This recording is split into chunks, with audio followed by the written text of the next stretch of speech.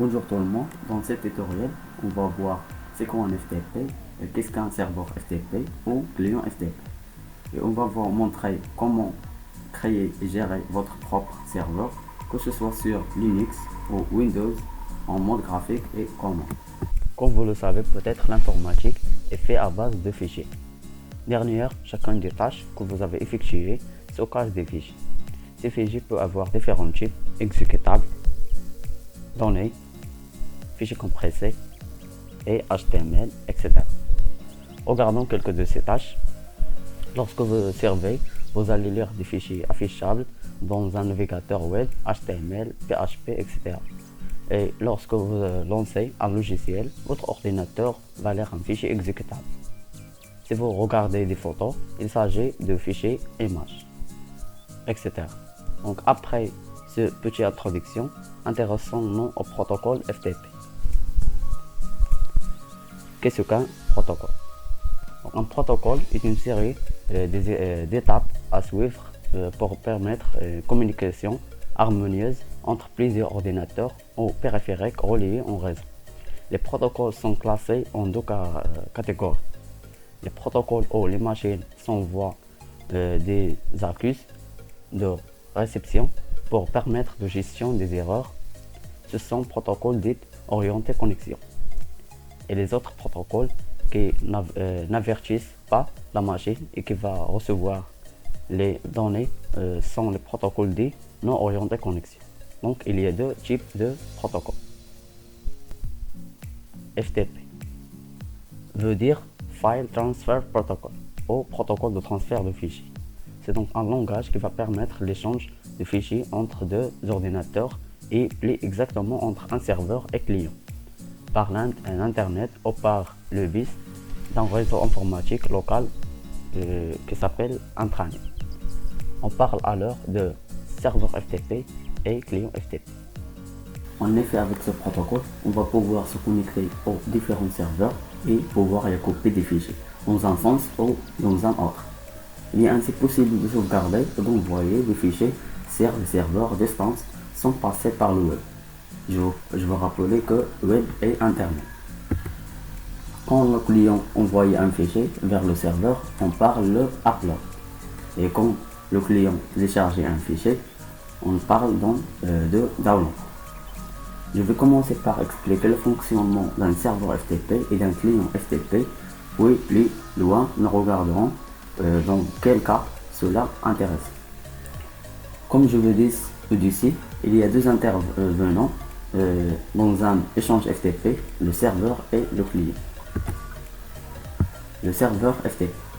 Le serveur FTP est un logiciel qui va répondre aux demandes des clients.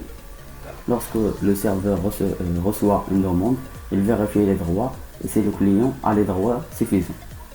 Il répond à cette demande, sinon la demande est rejetée. Donc, toute personne en ayant l'autorisation pour téléchargement envoyer les fichiers sur un ordinateur distance puisse fonctionner un tel serveur. Le port par défaut le plus souvent utilisé est le port 21. Je vais juste de vous dire que les ports utilisés pour le FTP sont le 21 et le 20, mais c'est partiellement vrai. Dans quelques cas particuliers, le port 20 ne peut pas être utilisé. Il faut donc utiliser des ports de 1024 à 65535.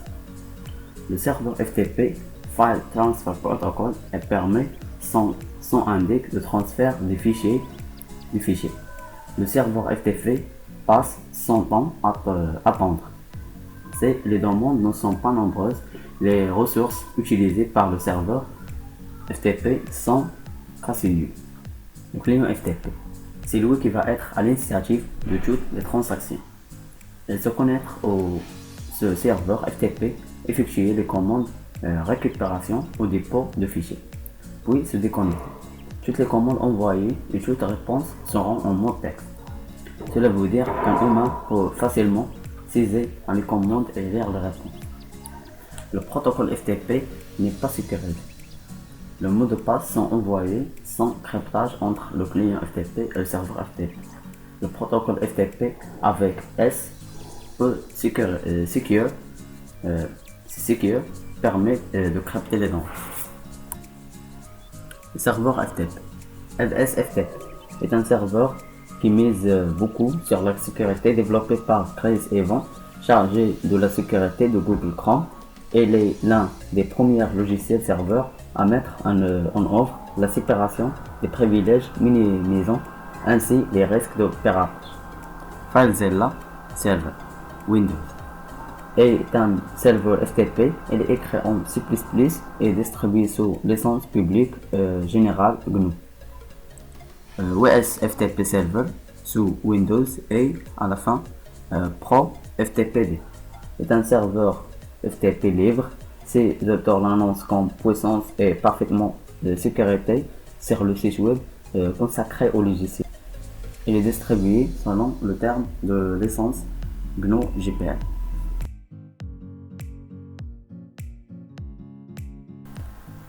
Alors, comment faire pour envoyer des fichiers sur un serveur distant?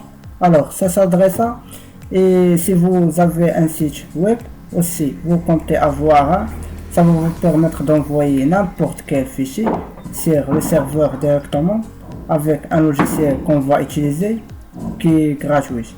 Un logiciel qui s'appelle FileZilla. Et ce logiciel vous permet d'envoyer tous les fichiers que vous voulez chez votre hébergeur. À partir de là, vous allez pouvoir en switch parce que vous voulez soit c'est pour votre site, vous allez pouvoir aussi utiliser pour pouvoir partager des fichiers avec des gens. Si vous voulez ça, peut-être bon. Mais maintenant c'est vrai qu'il y a des logiciels comme Dropbox et etc. qui le font. Donc maintenant je vais vous montrer comment vous pouvez créer l'espace client sur eb2a.com. Voilà le site. Je vais le mettre dans la description et il vous diriger directement vers cette page d'accueil du site. Donc, vous allez sur le site web gratuit.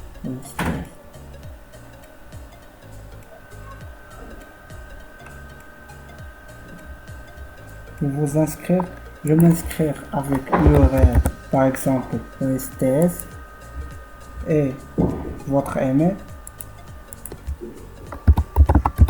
Je vais utiliser password.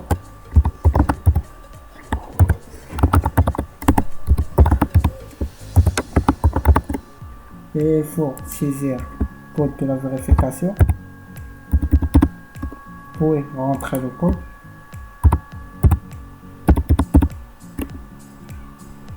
Et cliquez sur inscrire.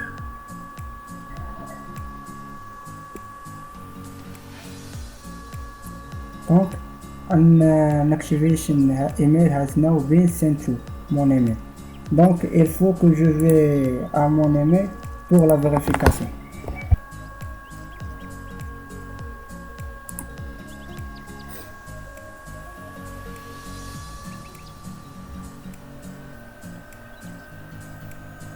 Vous pouvez le trouver sur le spam. Donc, si vous avez aucun message, vous allez le trouver sur le spam.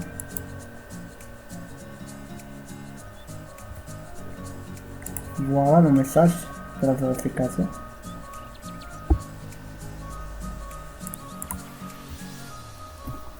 Donc, maintenant vous avez un compte ou bien vous avez un espace client qui est gratuit. Donc, FreeHost. Alors, si vous étiez un autre hébergeur, ça fonctionne pareil et il faut créer un accès FTP sécurisé.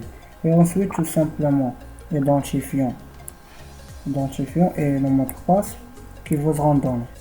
Maintenant que vous avez créé votre espace, l'étape suivante est de télécharger FileZilla. C'est un logiciel qui est gratuit. Vous devez simplement vous rendre sur le site officiel FileZilla.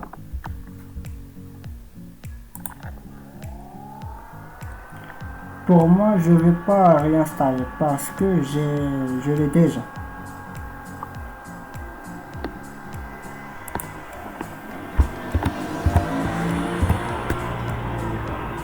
Cliquez sur FileZilla. Voilà. Oui. Cliquez sur I agree.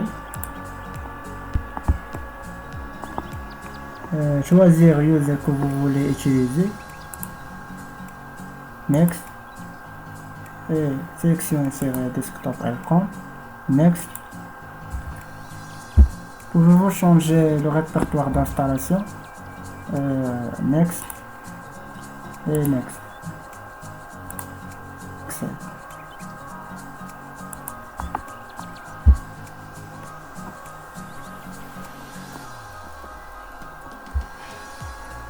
Finish.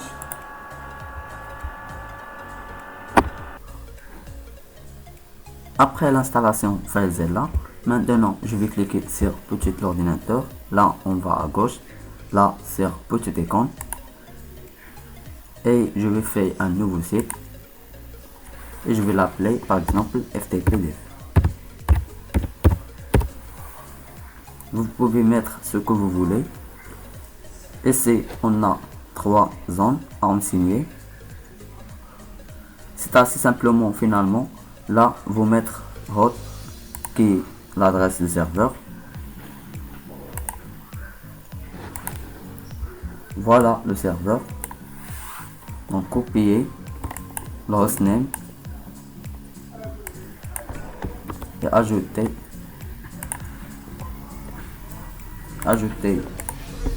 EB2A et coller ici.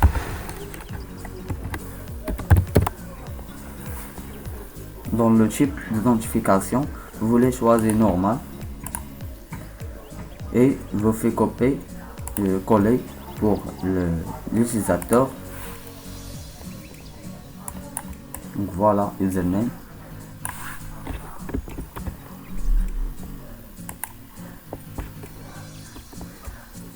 Et là, vous notez votre mot de passe.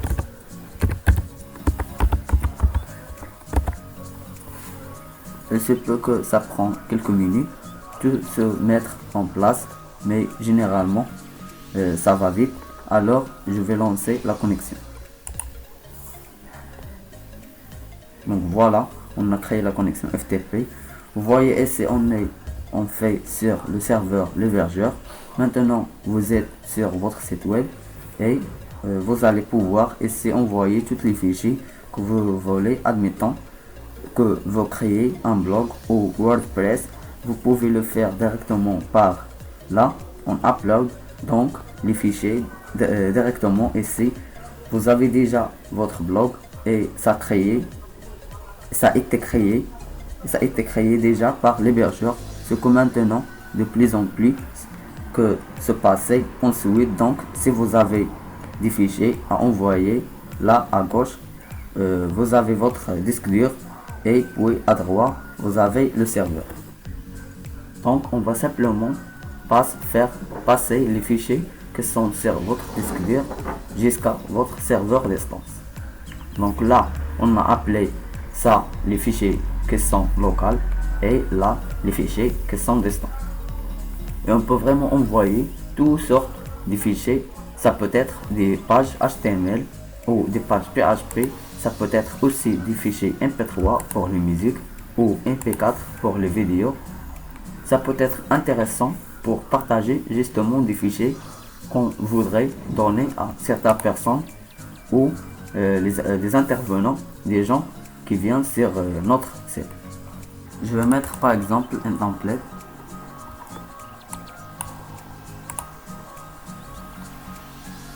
Voilà, donc je vais faire passer ce dossier là qui contient le template. Je vais cliquer droit sur la souris et cliquer sur envoyer. Bon, il m'a demandé est-ce que je veux l'écraser parce que j'ai déjà envoyé ce dossier sur le serveur. Donc ignorer et toujours effectuer et annuler. Ok. Donc voilà, transfert est réussi. Et maintenant je vais aller dans ce projet et My Project.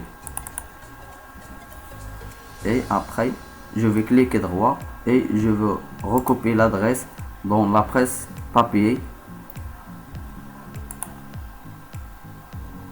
Maintenant, on va tester si on peut accéder à ce dossier depuis une autre machine. Pour le faire, je vais accéder à une autre machine, on utilise une machine virtuelle de Ubuntu sur VirtualBox. Bon, maintenant je vais aller à Firefox pour coller le lien de template.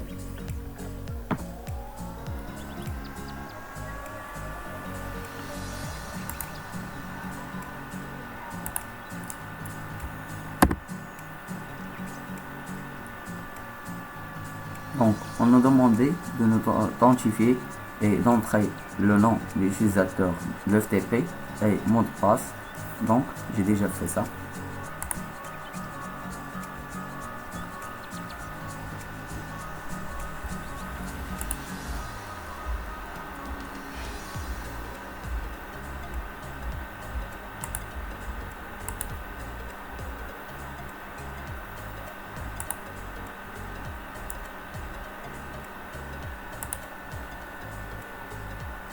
Donc voilà, comme vous voyez, on a pu accéder à template.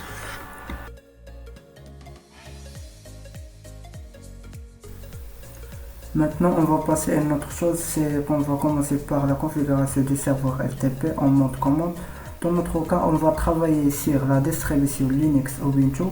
Bon, la première chose, on va commencer par le téléchargement du programme VSFTPD, qui signifie Very Secure File Transfer Protocol Daemon, qu'on va utiliser à la construction de notre serveur FTP. Donc voilà, on commence d'abord par l'ouverture de terminal.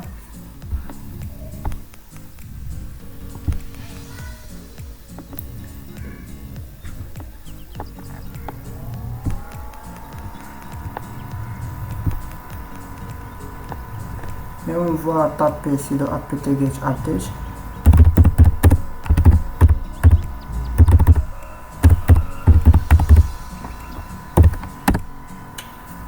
Là, elle va vous demander votre mot de passe de votre machine. Elle va commencer de l'installation de mise à jour. Alors, C2 signifie il m'a donné les droits d'administration pour permettre à apt-get de faire les modifications sur le système. Et apt-get est un outil logiciel à utiliser en ligne commande, permet d'effectuer l'installation et la désinstallation des paquets. Update va permettre d'avoir les dernières mises à jour de ces paquets. Alors l'étape suivante, c'est l'installation de l'application qu'on va utiliser, qui est VSFTPD. Pour faire ça, vous tapez sudo apt-get install VSFTPD. Voilà. Après ça, on va copier le fichier de configuration pour avoir une version de secours au cas où quelque chose n'a pas marché. Donc pour faire ça, vous tapez sudo encore fois. Sudo c'est cp, ça qui signifie copier. Copier qui signifie couper /etc /vsftpd.config espace /etc /vsftp.config.conf.txt. La commande va copier le fichier vsftp.config qui est dans le répertoire etc. Dans le même répertoire, etc c'est le nom vsftp.t.conf.txt. Voilà. Donc là, après, quand notre fichier de configuration de secours a été créé, on va passer à des choses un petit peu plus avancées, pas trop compliquées, mais on va avancer un petit peu. La première chose à faire, c'est d'activer notre pare-feu. C'est les désactiver et peut-être qu'elle va déjà activer dans votre système et d'ouvrir les ports nécessaires. Pour faire ça, la première chose à faire, c'est pour que vous soyez capable de savoir le statut de votre pare-feu. Vous tapez sudo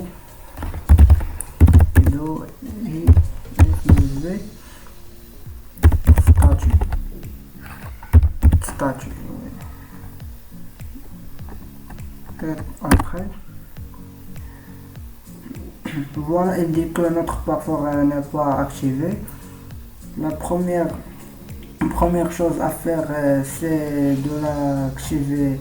Pour faire ça, vous tapez sudo et F2V enable.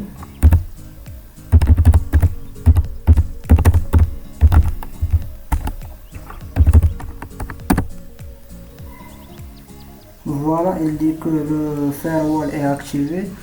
Alors, pour vérifier si elle est vraiment active, on va taper la même commande qu'il fait déjà pour voir le statut.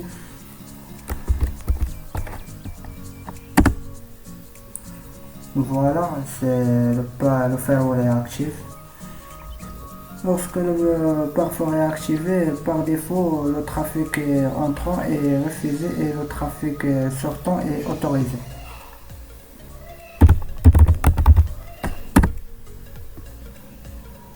C'est en général le réglage à privilégier, cependant vous pouvez tout de même modifier ces règles. Maintenant nous devons ouvrir les ports 20 et 21 pour FTP avec la commande sudo ilv allow 20/tcp. Alors, la permission de l'ajout de la règle, elle est ajoutée dans IPv4 et aussi dans IPv6. Dans la même manière, je vais ajouter le port 21.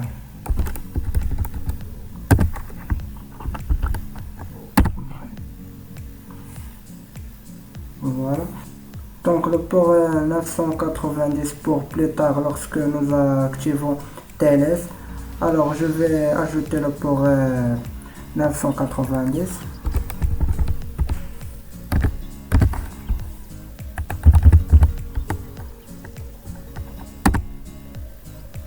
Voilà, et aussi les ports 40 000 et 50 000 pour la gamme de ports passifs que nous prévoyons de définir dans le fichier de la configuration. Sudo 40 000.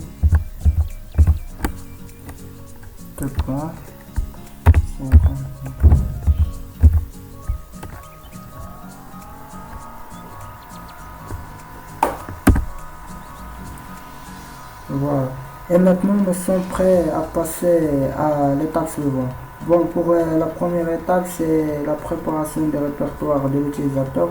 Donc nous allons créer un utilisateur, mais vous n'avez peut-être un qui a besoin d'un accepté, de prendre soin de préserver l'accès des utilisateurs existants à leurs données. Dans les instructions qui suivent, néanmoins, je vous recommande de commencer avec un nouvel utilisateur jusqu'à ce que vous ayez configuré.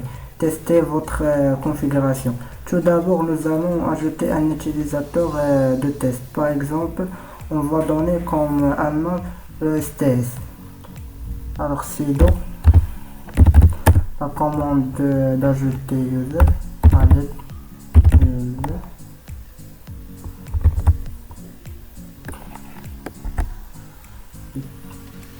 user STS.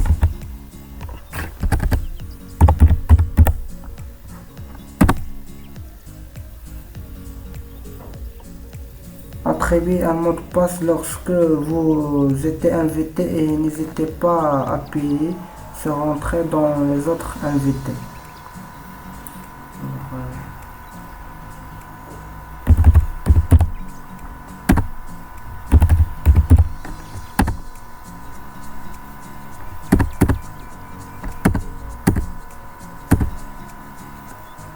Oui, pour confirmer les informations.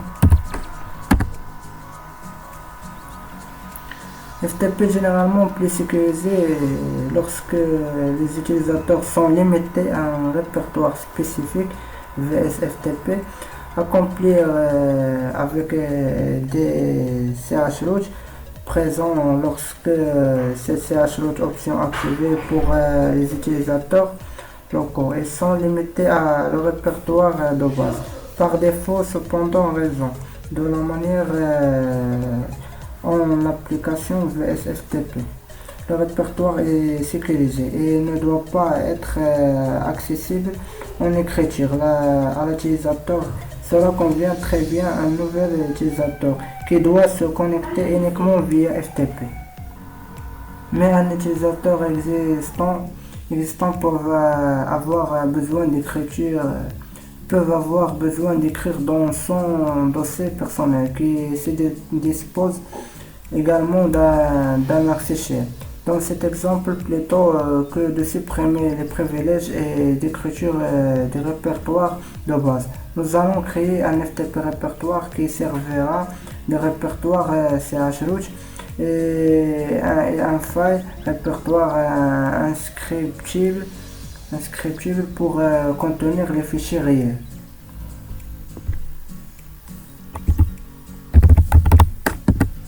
Maintenant, on va créer le dossier FTP. Pour cela, on utilise la commande sudo mkdir /root /sts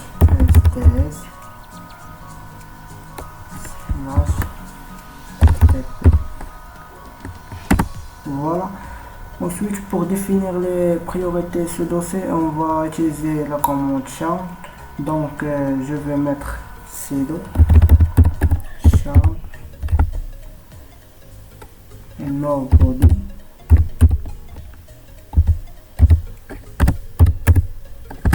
le point node /sts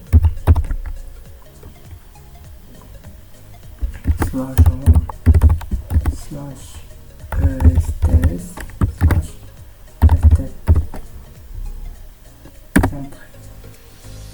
Il est très important de spécifier les autorisations, il ne faut jamais les oublier. Donc pour le faire, je vais utiliser la commande chmod. Donc sudo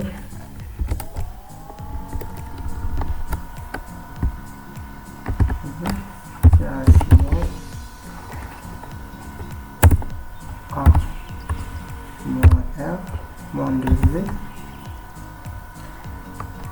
/home /est/ftp pour supprimer le droit d'écriture pour tout le monde. Bon, pour vérifier les droits de l'utilisateur, on va utiliser la commande sudo -la.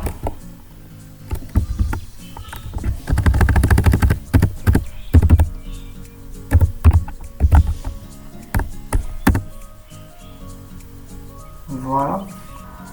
Donc vous voyez que le groupe n'appelait le droit d'écriture. Ensuite nous allons créer le répertoire dans lequel on va télécharger nos fichiers. Donc sudo de mkdir /root /sts /file. Voilà, il va vous demander votre mot de passe de votre machine.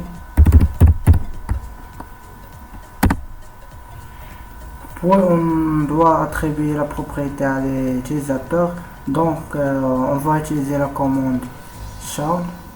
Donc sudo char l'utilisateur sts dans le groupe st par exemple.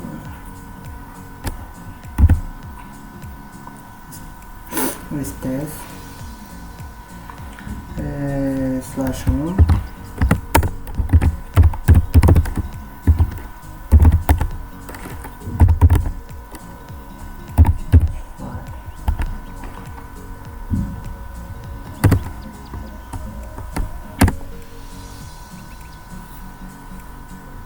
pour que l'utilisateur connaisse le fichier qu'on a ajouté.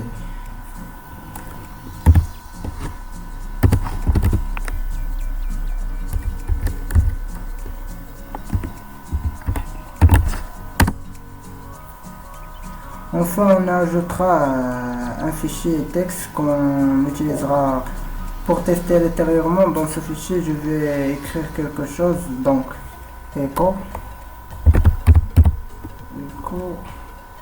Je vais écrire par exemple Bonjour. Bonjour. Desiré.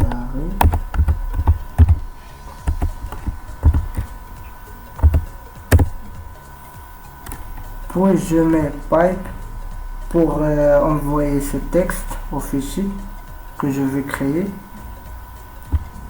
Ouais.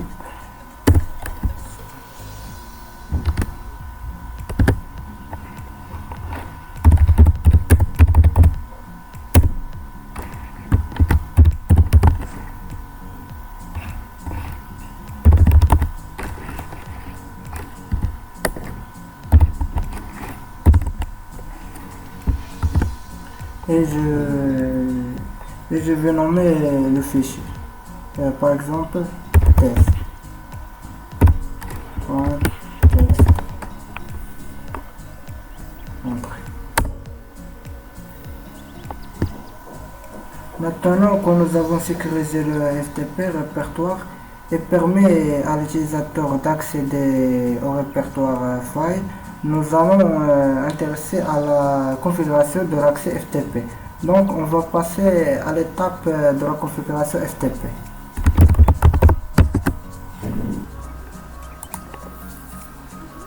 Maintenant que nous avons sécurisé le répertoire FTP et permis à l'utilisateur d'accéder au répertoire des fichiers, nous allons attirer l'attention sur la configuration. Donc, on va aller au fichier de configuration pour configurer le serveur FTP.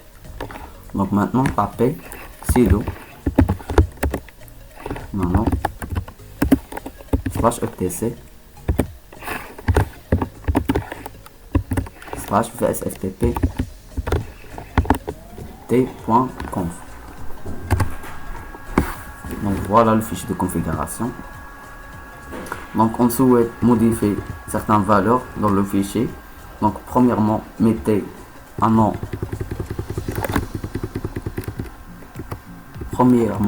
Mettez Anonymous Enable No pour rejeter les connexions Anonymous, et mettez local enable Yes pour autoriser l'accès au serveur FTP uniquement les utilisateurs locaux, et on va démonter Rush Enable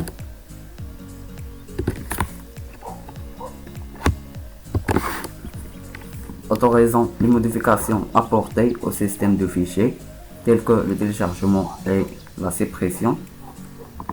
Donc pour empêcher l'utilisateur FTP d'accéder à des fichiers situés en dehors de leur répertoire de départ, démonter chroot. Donc voilà, on recherche chroot.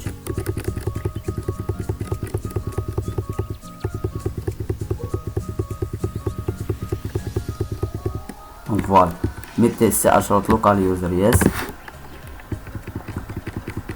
Et attention, lorsqu'un utilisateur accède à un serveur d'instance via FTP, il peut naviguer dans tout le système tant que le fichier root répertoire sont lisibles. Cela n'est pas du tout recommandé, car tout utilisateur pourra lire et télécharger des fichiers système sous /etc ou /var ou /usr et d'autres emplacements via une session FTP. Donc pour limiter les utilisateurs locaux, donc on va ajouter maintenant user si token égal usr, donc user pour le nom de user. Après, pour insérer l'utilisateur dans notre chemin, donc on ajoute local root égal donc et le répertoire /home/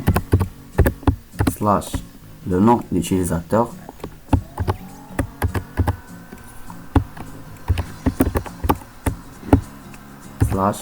/ftp.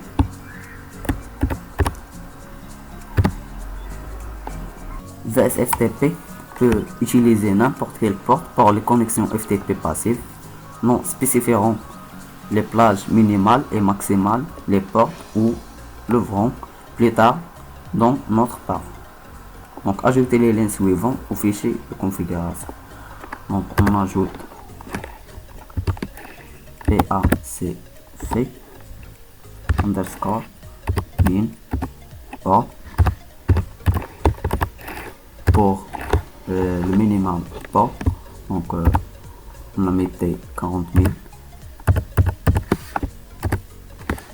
et pour max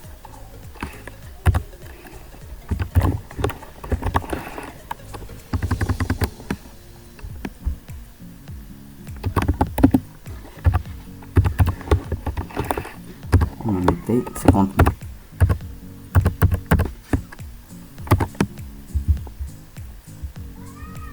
Pour autoriser uniquement certains utilisateurs à se connecter au serveur FTP, ajoutez les liens suivants à la fin du fichier. Donc user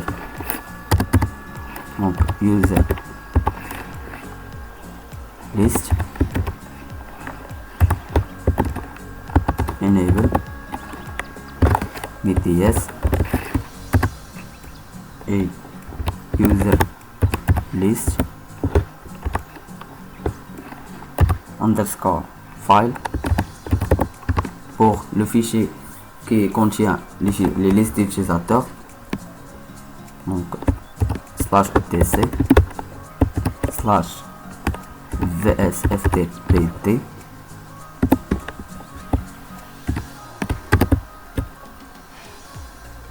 point user list.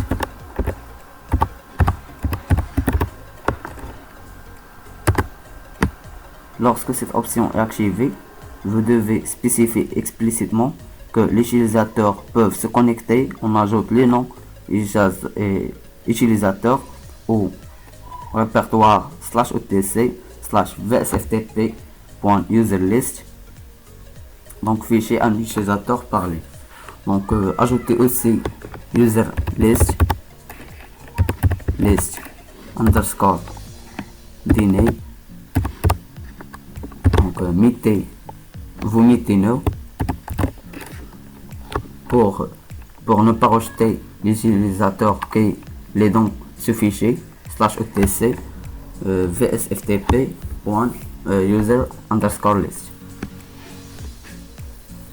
Donc je veux mettre CTRL X et oui, après entre. Finalement, on va ajouter notre utilisateur à la liste dans le fichier user underscore list qui se trouve dans le répertoire /etc. Donc mettez echo et nom d'utilisateur, dans notre cas ESTS. Après pipe sudo t commande t et l'option -a et le répertoire /etc /vsftp.user underscore list. Donc voilà, le utilisateur STS a été ajouté. Donc cette commande permet de rediriger et afficher l'utilisateur STS vers le fichier qui s'appelle vsftp.user underscore list -a pour ne créera pas l'ancien fichier. Donc maintenant on va redémarrer notre serveur FTP. Donc tapez la commande sudo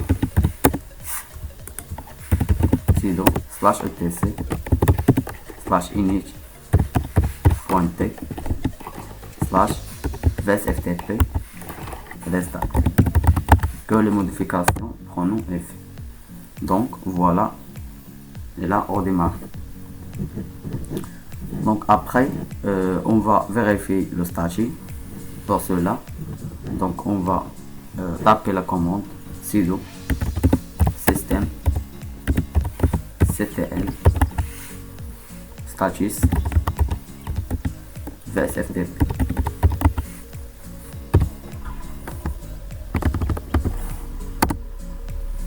Et voilà, notre serveur a été actif. Donc après tout ce qu'on a fait, on va passer maintenant au niveau du test de notre serveur FTP. On va voir ce qu'il est accessible au niveau local. Donc la première des choses à faire, c'est de savoir notre adresse IP locale. Pour faire ça, on va taper la commande ifconfig et donc voilà notre adresse IP.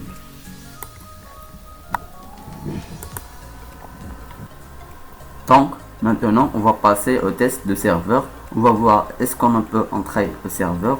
Donc on va voir le cas de la connexion locale. Dans cet ordinateur là est connecté au même réseau que notre machine Ubuntu. Donc la première chose à faire est taper dans le navigateur FTP et l'adresse IP. Donc voilà notre adresse IP de la machine Ubuntu et cliquez sur Entrée. Donc il a demandé votre identifiant, c'est-à-dire le nom d'utilisateur, dans notre cas ESTS, et le mot de passe. Voilà, tout est bien. On peut voir qu'on est accessible au serveur au niveau local. Là, dans ce qu'on a spécifié pour le partager, qui contient le fichier de partage qu'on a créé, qui s'appelle test.txt. Donc voilà, on a téléchargé.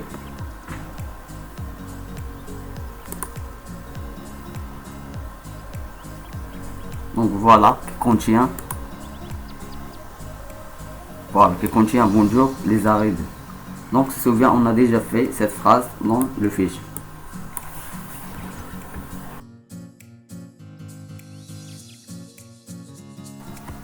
Donc maintenant, ce qu'on va faire, c'est qu'on va accéder à un serveur distance en mode commande, utilisant la commande FTP. Et la commande FTP est disponible en standard sur diverses plateformes dont Unix, Windows et Linux. La commande permettant d'initier une session FTP est généralement la suivante. Donc FTP, tapez FTP, après le point d'interrogation pour voir liste des commandes FTP qui peut utiliser sous Windows. Donc par exemple, la commande open permet de fermer la session en cours et ouvrir une nouvelle session sur notre serveur FTP et qui permet d'établir la connexion avec le serveur distance. Donc tapons open et nom du serveur ou l'adresse IP de votre serveur FTP distance. Donc par exemple, je tape l'adresse là.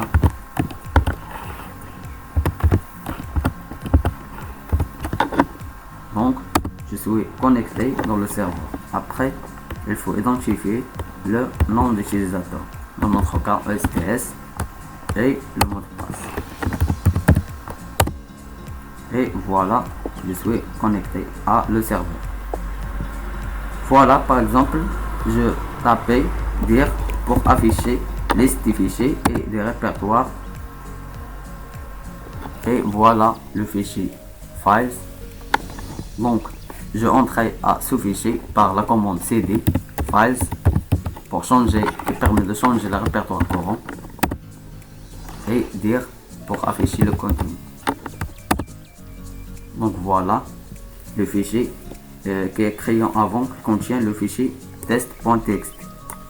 Donc il y a mal de commandes, par exemple la commande type qui permet d'afficher le mode courant, transfert ASCII au binary. Donc voilà, dans notre cas par défaut le mode est ASCII. Donc pour modifier le type, c'est le ASCII. Pour modifier en binary avec la commande binary, c'est-à-dire cette commande vous fait basculer du mode ASCII, envoyer de commandes texte en mode binary et envoyer de fichiers en mode binary, c'est-à-dire pour les fichiers non texte comme des images ou des programmes. Vous pouvez aussi basculer du mode binary au mode ASCII. Ce mode est le mode par défaut par la commande ASCII.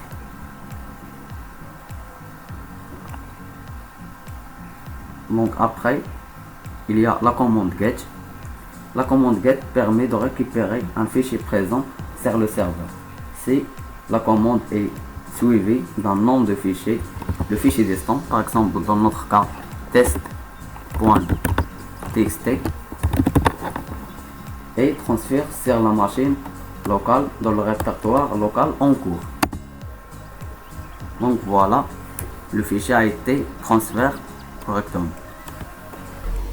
Si la commande est suivie de deux noms de fichier, le fichier destin, c'est-à-dire le nom de fichier dans le serveur, et transfert sur la machine locale, permet de écrire le chemin que vous voulez. Si jamais le nom de fichier contient des espaces, il faut veiller le saisir entre guillemets. Donc voilà, on va voir est-ce que ça transfère bien ou non. Donc permet quit pour quitter la session et dire pour afficher le contenu. Donc voilà, le fichier test a été transféré exactement. Donc on va retourner à commande FTP et taper open après l'adresse de votre serveur et authentification l'utilisateur et mot de passe. Donc et mettez cd files pour entrer à fichier files et dire pour afficher le contenu des fichiers files, répertoire files. Donc voilà. Donc maintenant on va tester la commande put. Cette commande permet d'envoyer un fichier local sur le serveur. Si la commande est suivie d'un nom de fichier local, elle transfère sur le serveur dans le répertoire de sens encore.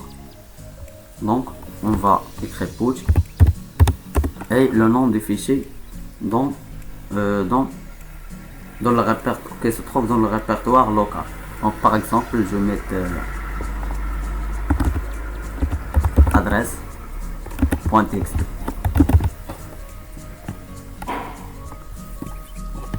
Il y a d'autres méthodes. Si la commande est suivie de deux noms de fichiers, le fichier local, donc le premier nom, c'est-à-dire l'adresse.txt, le fichier, donc fichier local, et transfère sur le serveur dans le répertoire de destin en cours avec le nom de fichier précisé. Donc si vous voulez, il y a deux répertoires dans votre serveur. Dans notre cas, il y a un seul répertoire, c'est files. Donc après entrer et dire. Donc voilà, et le transfert est correct. Donc pour quitter la session, il y a deux commandes. Il y a buy et quit. Donc pour buy, déconnecter le logiciel client de serveur FTP et le mettre en état actif. Donc je vais mettre par exemple quit.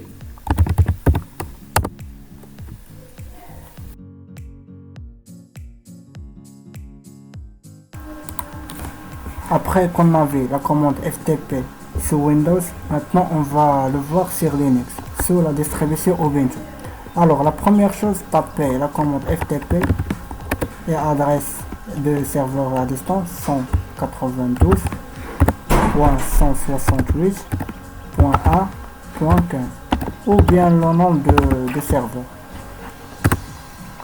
Donc voilà, elle m'a donné l'identification. Alors il faut identifier le nom d'utilisateur, dans notre cas STS, et puis le mot de passe. Voilà, je suis connecté au serveur. Voilà, on va transférer le fichier en mode binaire. Donc ensuite, tapez ls pour lister les fichiers et les répertoires qui se trouvent dans le répertoire /home/osts. Puis taper la commande cd files pour changer le répertoire courant.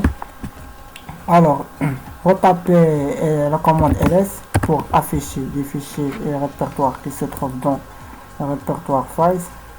Voilà, on a le fichier qui s'appelle test.txt et le fichier qu'on a déjà transféré de la machine de Windows qui s'appelle adresse.txt. Alors maintenant, tapez la commande mgage pour récupérer les fichiers de ce que vous voulez dans le répertoire commun. Vous pouvez mettre les fichiers dans n'importe quel répertoire, mais dans ce cas, on va récupérer sur le répertoire personnel.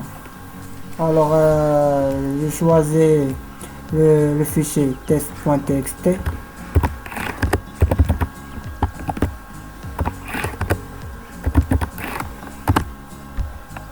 Mettez yes. Voilà, la transformation des fichiers test.txt a été réussie. Pour vérifier, on va ouvrir notre terminal. Voilà, tapez la commande ls. Voilà le fichier test.txt. Maintenant, on va taper la commande push pour envoyer le fichier local dans le serveur FTP. Je vais choisir le fichier toto. Voilà, pour envoyer.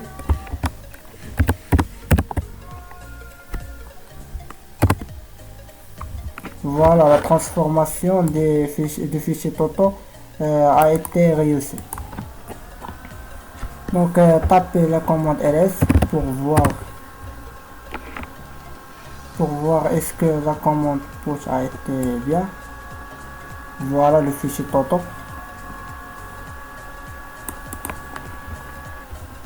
Alors, pour déconnecter le serveur FTP, tapez la commande get. Voilà. Donc, en conclure, il obéit à un modèle client-serveur, un ordinateur. Le client envoie des requêtes auxquelles réagit un autre ordinateur appelé serveur. En pratique, le serveur est un ordinateur lequel fonctionne un logiciel lui-même appelé serveur FTP, qui rend public une arborescence de fichiers. Ça veut dire un ensemble de fichiers ordonnés dans les répertoires ou des dossiers. Elle a pour objectif de permettre un partage de fichiers entre machines distantes, permettre le transfert de données indépendamment des systèmes d'exploitation de clients et des serveurs, permettre de transférer des données de manière efficace. Donc on arrive à la fin du vidéo et j'espère que cette vidéo un petit peu technique vous aidera et je vous remercie pour votre concentration et au revoir.